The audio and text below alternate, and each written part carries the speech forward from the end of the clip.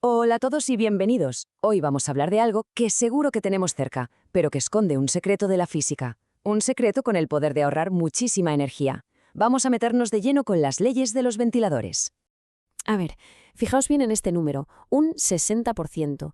Y si os dijera que se puede reducir la potencia que consume un ventilador en un 60%, simplemente bajando su velocidad un poquito, un 20%, suena a truco, ¿verdad? Pues creedlo, porque es totalmente cierto. Y claro, esta bajada tan bestia en la potencia se traduce, como os podéis imaginar, en un ahorro de energía gigantesco.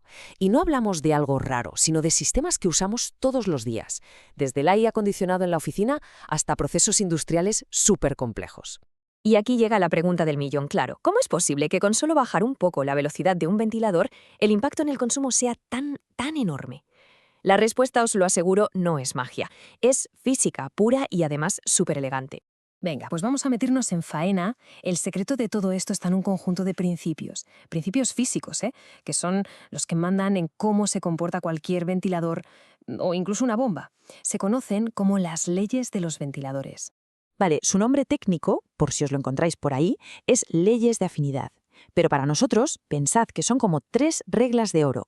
3 reglas que nos dicen con una precisión casi de relojero qué pasa con el aire que se mueve, con la presión que se genera y, lo más importante, con la energía que se gasta cuando le damos más o menos caña a la velocidad del ventilador. Para que se entienda bien, vamos a ir paso a paso. Nos vamos a centrar en estas 3 leyes, pero con una pequeña condición, ¿vale? Vamos a suponer que el ventilador es siempre el mismo y que el aire no cambia. O sea, nos vamos a fijar solo única y exclusivamente en qué pasa cuando cambiamos la velocidad, las revoluciones por minuto.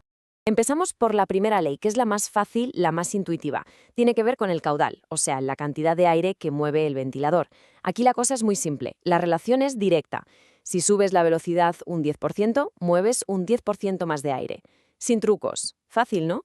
Pero bueno, aquí es donde la cosa se empieza a poner de verdad interesante. Vamos con la segunda ley, la presión. Ojo, porque aquí la relación ya no es lineal. La presión sube con el cuadrado del cambio de velocidad.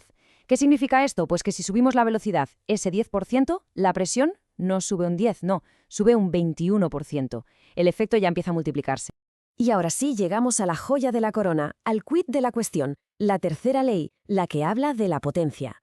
Esta es la clave de todo el ahorro, porque la potencia que necesitamos varía con el cubo del cambio de velocidad. O sea, que ese mismo 10% de aumento en la velocidad del ventilador nos va a exigir, fijaos bien, un 33% más de potencia del motor. Es una relación exponencial, es brutal. Mirad un momento este gráfico, es súper claro. La barrita del caudal sube un poquito, ¿veis? El 10%, la de la presión ya sube bastante más, ese 21%, pero es que la de la potencia se dispara por las nubes. Esto lo deja clarísimo, la desproporción es total. Y lo más importante es que esto funciona en las dos direcciones. Una pequeñísima bajada de velocidad provoca un desplome, literal, en el consumo de energía. Y a ver, sé que esto de los cuadrados y los cubos puede sonar un poco abstracto, así que, para que se entienda perfectamente, vamos a usar una analogía que seguro que todos conocemos, ir en bici. Imaginaos la escena. La velocidad con la que pedaleamos, esas son las revoluciones por minuto del ventilador. La distancia que recorremos, pues eso es el caudal de aire. La resistencia del viento que nos da en la cara, esa es la presión. Y el esfuerzo que hacemos con las piernas, esa es la potencia. Ahora pensad, si de repente decidís pedalear el doble de rápido, vais a avanzar el doble de distancia, ¿verdad? Pero la resistencia del viento en contra no se duplica, se multiplica por 4. Y vuestras piernas van a tener que hacer un esfuerzo 8 veces mayor para mantener ese ritmo. 8 veces. Eso es la ley cúbica en plena acción. Y que nadie piense que todo esto es solo teoría para un examen de física, ¿eh? Para nada. Este es el principio fundamental que está detrás de algunas de las tecnologías de climatización más eficientes que tenemos hoy en día. Hablamos en concreto de los sistemas que se llaman de volumen de aire variable, o VAB. Son sistemas de climatización inteligentes, y lo que los hace tan listos es que, en vez de funcionar siempre a tope, a todo gas, ajustan el aire que mueven según lo que se necesita de verdad en cada momento. ¿Y cómo lo hacen para ser tan eficientes? Pues justo así, aprovechando estas leyes de la física. La pregunta es, ¿y qué usan para hacer eso? Pues usan cacharritos como este. Se llaman variadores de frecuencia, o VFD por sus siglas en inglés. Pensad en ellos como el cerebro electrónico del sistema. En lugar de un simple interruptor de encendido/apagado, estos aparatos permiten regular la velocidad del motor del ventilador con una precisión total. Entonces, vamos a juntar todas las piezas. Cuando en un edificio, por ejemplo, se necesita menos frío o menos calor, un sistema VAV no apaga el ventilador. Lo que hace es usar el VFD para bajarle un poco la velocidad. Y como ya hemos visto con la tercera ley, esa pequeña bajada de velocidad se convierte en una caída en picado del consumo de energía. Y claro, a lo largo de la vida útil de un edificio, esto supone un ahorro de dinero y de energía que es sencillamente espectacular.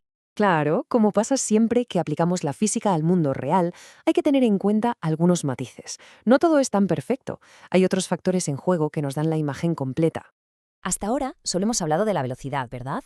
Pero las leyes de afinidad también nos dicen que ojo con el tamaño del ventilador y con la densidad del aire. Son importantísimos. Por ejemplo, un ventilador más grande o un aire más denso porque está más frío o a nivel del mar, necesitan muchísima más potencia para mover la misma cantidad de aire. Todo está conectado. Y una última aclaración, que es muy importante. Estas leyes son perfectas para describir cómo se comporta el ventilador, las aspas. Pero, claro, el ventilador no funciona solo. Tiene un motor, a veces correas, y la eficiencia de todos esos componentes puede cambiar, sobre todo cuando el sistema no va a tope. Así que el ahorro final, el del sistema completo, puede que no sea exactamente el que dice la fórmula, aunque se acerca mucho. Y con esto llegamos al final de nuestro análisis. Hemos visto cómo una simple relación matemática, una ley cúbica que viene de la dinámica de fluidos, es la llave para unos ahorros de energía masivos. Y esto, inevitablemente, nos deja con una pregunta en el aire, una pregunta fascinante.